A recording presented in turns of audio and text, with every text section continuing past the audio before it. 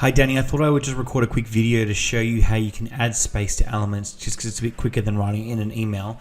There's a few ways that you can do it. If you want to add space to a box or to a text box or anything really, basically what you do is you use this white space here. So just by hitting the enter button on for instance, if I go into this section in here, and if I just hit enter here, like this, which is normally what you would do in Word, it actually won't create space.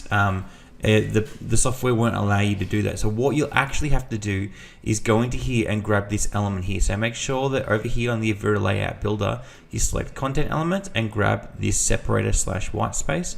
Drop it into the space that you want it to kind of fill. And then you need to click Edit Element. Go up here and choose white space. And then this is measured in pixels. So 50 pixels, 100 pixels, you can write as much as you want. So let's just keep it as 50 as the default. And if I go in here and click preview, you'll see the difference that it makes. So we'll go down here. We've got now 50 pixels in here. Now it doesn't look like much, but we can go in here and adjust it obviously. So let's go in here and click and make it 150. So 3 times as much. Go back and preview. You can see it's grown again. And if I can actually right click on here, you don't have to do this, but I can actually see the height here that it's added there. So that's the section. That's about what 150 pixels looks like.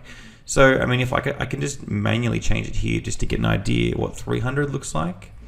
That's 300 and like 600. Now again, remember that this is responsive, so on a different size screen, it will be a different amount of space.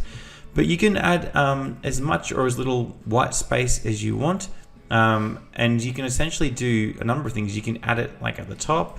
I'm just going to clone it and you can grab it and do that. And so it essentially fills the space up and down. Filling the space left to right, you can't do that with white space. That's actually done through code.